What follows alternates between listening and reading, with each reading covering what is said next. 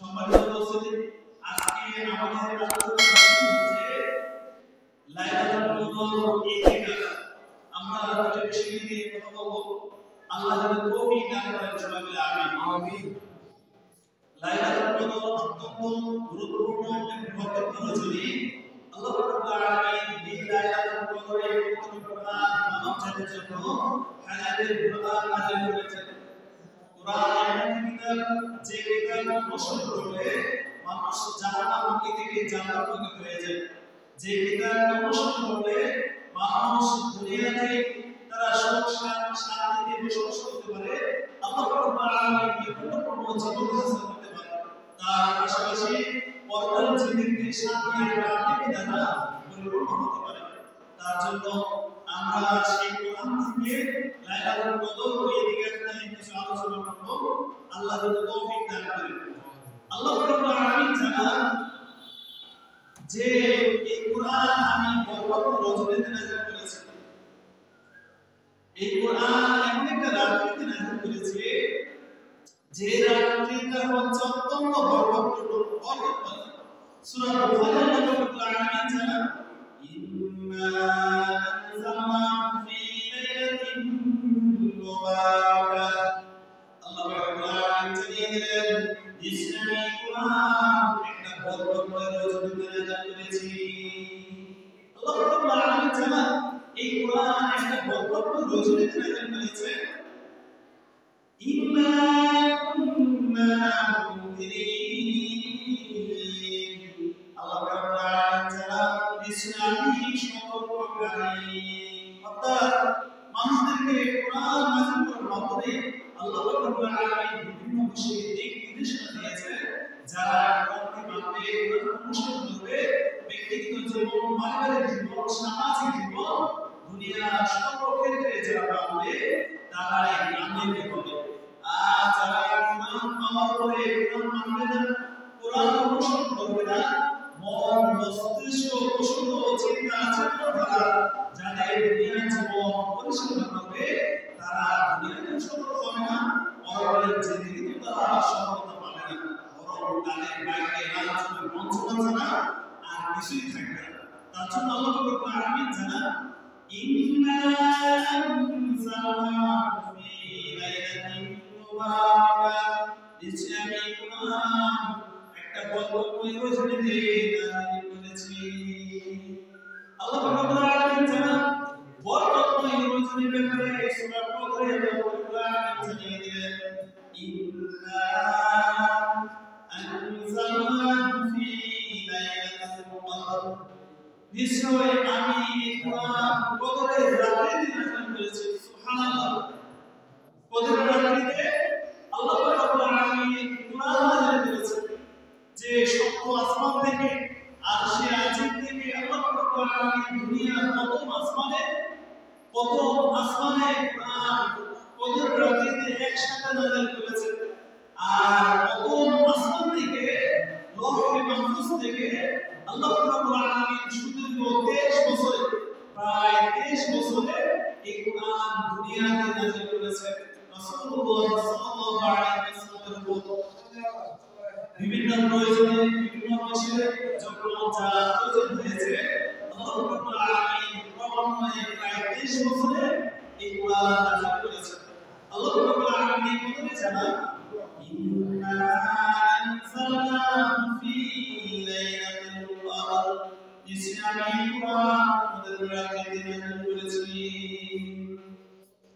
আল্লাহ রাব্বুল আলামিন রাসূলুল্লাহ সাল্লাল্লাহু আলাইহি ওয়াসাল্লামকে উদ্দেশ্য করে জানান ওয়া আলামিন, আপনি কি জানেন কদরের রাত্রি কি? আপনি কি জানেন কদরের রাত্রি কি? ওয়া মা আদরাকা মা লাইলাতুল কদর। আপনি কি জানেন কদরের রাত্রি কি? আল্লাহ রাব্বুল আলামিন কোরআনে জানিয়ে দিলেন লাইলাতুল কদরি খায়রুম মিন আলফি শাহর। কদরের রাত্রি যে একটা পবিত্র রজনী, যে রজনী হাজার মাস হইতে সুবহানাল্লাহ, হাজার মাস ইবাদত করলে যে সওয়াব হবে, যে নেকি হবে, তার চেয়ে অধিক নেকি হবে এক রাতে ইবাদত করলে। সুবহানাল্লাহ। এটা হচ্ছে উম্মতে মুহাম্মাদী হযরত মুহাম্মদ সাল্লাল্লাহু আলাইহি ওয়াসাল্লামের উম্মত হিসাবে আমাদের জন্য স্পেশাল গিফট আল্লাহর পক্ষ থেকে রয়েছে নিয়ামত যে আমাদের এমন একটা রজনী দান করেছেন যে রজনীতে ইবাদত বন্দী করলে হাজার মাস ইবাদত করলে যে সওয়াব হবে তার চেয়ে অধিক সওয়াব দান করবে শুধু একটা দিন ইবাদত করবে। রাসূলুল্লাহ সাল্লাল্লাহু আলাইহি ওয়াসাল্লাম সাহাবাদের সম্পর্কে এইভাবে বর্ণনা করেছেন যে আগেকার যুগে নবীর উম্মতগণ 1000 বছর 1000 বছর লম্বা হায়াত পেয়েছেন, তারা দিনে বেলা রোজা রেখেছেন, রোজা করেছেন, রাতের বেলায় তারা কিয়াম করেছেন, ইবাদত বন্দেগীতে সময় পার করেছেন, হাজার মাস হাজার বছর 1000 বছর 500 বছর এভাবে তারা লম্বা হায়াত পেয়েছেন, অনেক ইবাদত বন্দেগীতে সময় কাটিয়েছেন। আর এই কথা শোনার পরে সাহাবারা রাদিয়াল্লাহু আনহুম তারা মনে মনে প্রশ্ন জাগতে শুরু করলো যে তারা এত লম্বা হায়াত পেয়েছে, তাদের ইবাদত নাই, আমাদের ইবাদত হয় না। কি বলে পরে না অল্প সময় আমাদের 60-70 বছরের জিন্দেগি, আর তাদের জিন্দেগি হচ্ছে 1000-2000 বছরের জিন্দেগি। তাদের ইবাদতের তুলনায় আমাদের ইবাদত অনেক নগণ্য। এই বিভাগে রাসূল সাল্লাল্লাহু আলাইহি ওয়াসাল্লামকে প্রশ্ন করা হলো, ইয়া রাসূলুল্লাহ, আমরা তো তাদের হায়াতের তুলনায় নগণ্য হায়াত পেয়েছি, তাদের লম্বা ইবাদতের তুলনায় দীর্ঘ ইবাদতের তুলনায় আমাদের ইবাদত পরিপূর্ণ, আমাদের ইবাদত পরিপূর্ণ, তাদের সম্পর্কে আমাদের ইবাদত বলে নগণ্য হয়ে যাবে। রাসূলুল্লাহ সাল্লাল্লাহু আলাইহি ওয়াসাল্লাম মনে মনে এই চিন্তা করতে লাগলেন।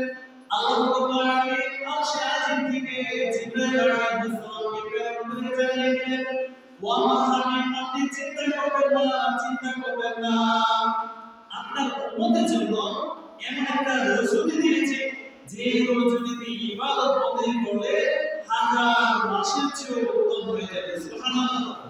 অর্থাৎ 1000 মাস হচ্ছে 83 বছর 4 মাস, এক রাতে ইবাদত করলে 83 বছর 4 মাসের চেয়ে অধিক সওয়াব আল্লাহ দিবেন।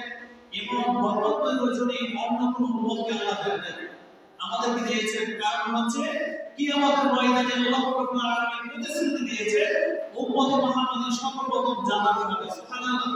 কিয়ামতের ময়দানে উম্মতে মুহাম্মাদের আমল হবে বেশি, কিয়ামতের ময়দানে উম্মতে মুহাম্মাদের সবচেয়ে সম্মানিত হবে, কিয়ামতের ময়দানে উম্মতে মুহাম্মাদের সর্বপ্রথম জান্নাতের দরজা আমাদের খুলে রাখতে হবে, জান্নাতে প্রবেশ করবে। তার জন্য আল্লাহ রাব্বুল আলামিন উম্মতে মুহাম্মাদকে কিয়ামতের ময়দানে সম্মানিত করবেন। সেই সূত্রে আল্লাহ রাব্বুল আলামিন আমাদের হায়াত দিয়েছেন অল্প, আমার অল্প, কিন্তু এর মাঝে আল্লাহ বরকত দিয়ে দিয়েছেন। সুবহানাল্লাহ। তার জন্য আল্লাহ রাব্বুল আলামিন জানান, ইন্না আনজালনাহু ফি লাইলাতুল কদর, নিশ্চয়ই আমি কোরআন পবিত্র রাতে অবতীর্ণ করেছি। ওয়া মুহাম্মদ, আপনি ওদেরকে জানিয়ে দেন আপনার প্রতি যে কোরআন আমি নাযিল করেছি, এই কোরআন একসাথে লৌহে মাহফুজের মধ্যে, অর্থাৎ আরশে আজিম থেকে লৌহে মাহফুজের মধ্যে দুনিয়ার প্রথম আসমানে আমি একসাথে নাযিল করেছি, লাইলাতুল কদর রাতে নাযিল করেছি।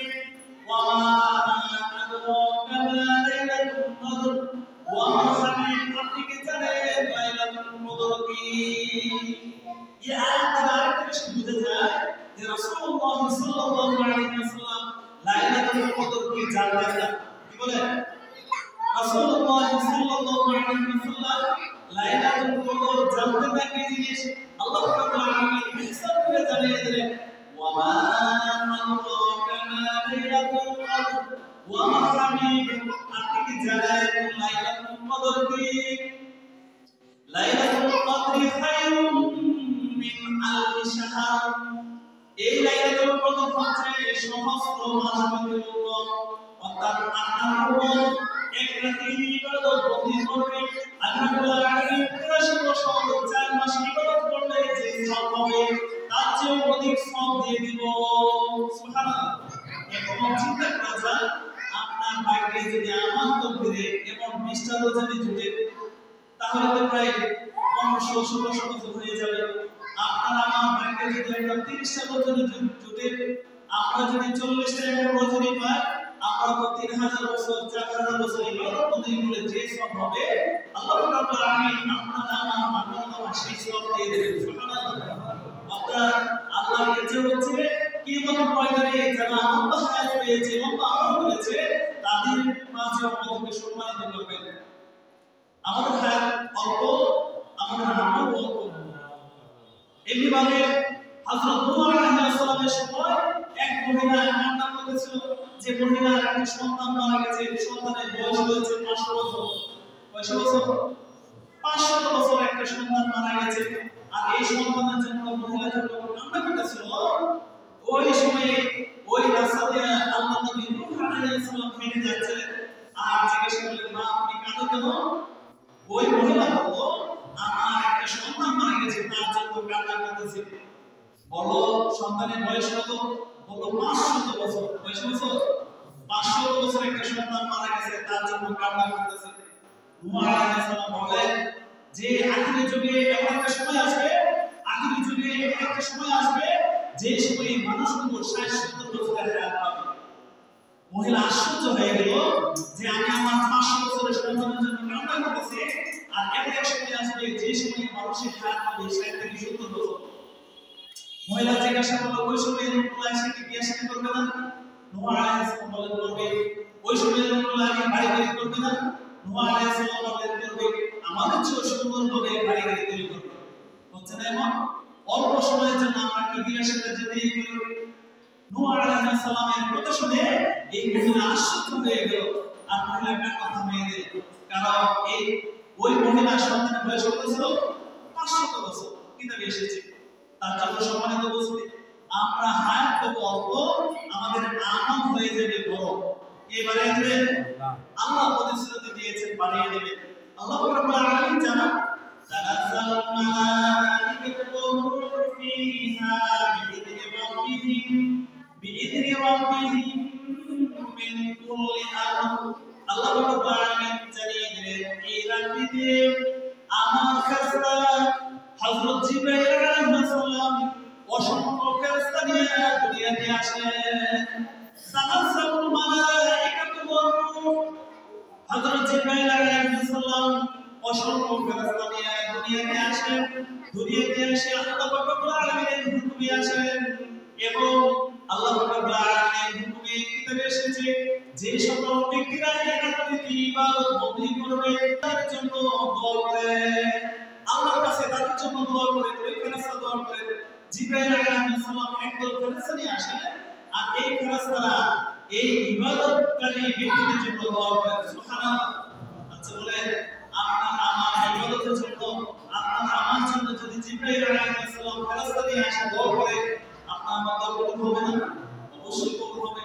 কারণ ফেরেশতারা হচ্ছে নিষ্পাপ, তারা আমাদের জন্য দোয়া করবে।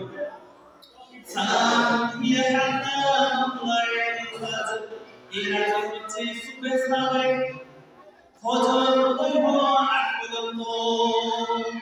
সন্ধ্যা থেকে শুরু হবে, সূর্য ডোবা থেকে শুরু হবে, একবারে ফজরের আগ পর্যন্ত এই রাতের সময়কাল। তার জন্য আমরা এই রাতে পূজা দরকার আছে না? রাসূলুল্লাহ সাল্লাল্লাহু আলাইহি ওয়াসাল্লাম জানান হাদিসে বুখারী বর্ণনা এসেছে عن أبي هريرة رضي الله تعالى عنه قال رسول الله صلى الله عليه وسلم من يقم ليلة القدر إيمانا واحتسابا غفر له ما تقدم من ذنبه। আল্লাহ নবী সাল্লাল্লাহু আলাইহি ওয়াসাল্লাম জানান যে ব্যক্তি লাইলাতুল কদর রাতে জাগ্রত থেকে আল্লাহর ইবাদত বন্দেগী করবে, যে রাতে লাইলাতুল কদর রাতে ইবাদত বন্দেগী করবে ঈমান নিয়া এবং ইহতিসাব নিয়া হিসাব করে কল্যাণের আশায় আল্লাহর নৈকট্য হাসিল করার জন্য যে ব্যক্তি ইবাদত বন্দেগী করবে আল্লাহ রাব্বুল আলামিন তার পিছনের সকল গুনাহ মাফ করে দেবেন। চিন্তা করা যায় যে এক রাতের ইবাদত করলে আপনার আমার পিছনের সকল গুনাহ আল্লাহ মাফ করে দেবেন। এই রাত্রিটার জানাজা হচ্ছে কোন রাত্রি? রাসূলুল্লাহ সাল্লাল্লাহু আলাইহি ওয়াসাল্লাম জানান যে এই রাত্রি কোন রাত্রি? হাদিসে বুখারীর বর্ণনা এসেছে عن انس بن مالك رضي الله عنه قال دخل رمضان فقال رسول الله صلى الله عليه وسلم هذا شهر قد حضركم وفيه ليلة خير من ألف شهر যখন রমজান মাস আগমন করে আর এই মাসের মধ্যে এমন একটা রাত্রি আছে যে রাত্রি হাজার মাস পর্যন্ত সুবহানাল্লাহ। তারপরে রাসূল সাল্লাল্লাহু আলাইহি ওয়াসাল্লাম জানান মান হুরিমাহা ফাকাদ হুরিমা খায়রা কুল্লাহা, যে ব্যক্তি এই রাতের কল্যাণ থেকে বঞ্চিত হবে সেই ব্যক্তি সকল কল্যাণ থেকে বঞ্চিত হয়ে গেল। নাউযুবিল্লাহ। রাসূল সাল্লাল্লাহু আলাইহি ওয়াসাল্লাম জানান ওয়ালা ইয়াহরুমু খায়রাহা ইল্লা মাহরুম, ওয়ালা ইয়াহরুমু খায়রাহা, এই রাতের কল্যাণ থেকে কেউ বঞ্চিত হয় না মাহরুম ব্যক্তি ব্যতীত, অর্থাৎ যারা কাফের ব্যক্তি তারা ব্যতীত কেউ বঞ্চিত হবে না। সুবহানাল্লাহ বলবেন না? সুবহানাল্লাহ। রাসূল সাল্লাল্লাহু আলাইহি ওয়াসাল্লাম অন্য এক হাদিসে জানান হযরত আয়েশা রাদিয়াল্লাহু তাআলা থেকে বর্ণিত, তিনি বলেন আন্না রাসূলুল্লাহ সাল্লাল্লাহু আলাইহি ওয়াসাল্লাম, রাসূল সাল্লাল্লাহু আলাইহি ওয়াসাল্লাম বর্ণনা করেন তাহারাউ লাইলাতুল কদরি ফিল মিদ্রি মিনাশ শাহরি মিনাল আশর আওয়াখির মিন রমাদান। হযরত হযরত আয়েশা রাদিয়াল্লাহু তাআলা থেকে বর্ণিত, তিনি বলেন রাসূল সাল্লাল্লাহু আলাইহি ওয়াসাল্লাম মধ্যে বর্ণনা করেন যে আন্না রাসূল সাল্লাল্লাহু আলাইহি ওয়াসাল্লাম قال, নিশ্চয় নবী করিম সাল্লাল্লাহু আলাইহি ওয়াসাল্লাম বলেছেন তাহারাউ লাইলাতুল কদরি, লাইলাতুল কদর তালাশ করো। কোন দিন তালাশ করো? রাসূল জানাইয়া দিলেন ফিল মিদ্রি, বিজুর রাত্রিতে, বিজুর রাত্রিতে মিনাল আশরিল আওয়াখির, রমজানের শেষ দশকে, মিনা রমাদান, রমজানের শেষ দশকে বেজুরা রাত্রিতে লাইলাতুল কদর তালাশ করো। নবীজি জানান। এখন চিন্তা করেন যে শেষ দশকে বেজুরা রাত্রি কোনগুলো? 21 তারিখ রমজানের, 21 তারিখ হচ্ছে তারাবির 21 তারিখ, তারাবির 23 তারিখ, তারাবির 25 তারিখ, তারাবির 27 তারিখ, তারাবির 29 তারিখ। স্পেসিফিক ভাবে কোন দিন উল্লেখ করা নেই রাসূল সাল্লাল্লাহু আলাইহি ওয়াসাল্লাম। আমাদের কাজ হচ্ছে বেজুরা রাত্রিতে লাইলাতুল কদর তালাশ করব ইনশাআল্লাহ। নবীজি জানান যে আমরা যদি বেজুরা রাত্রিতে লাইলাতুল কদর তালাশ করি তাহলে কেউ আমরা কল্যাণ থেকে বঞ্চিত হব না। তার জন্য তালাশ করা দরকার ইনশাআল্লাহ।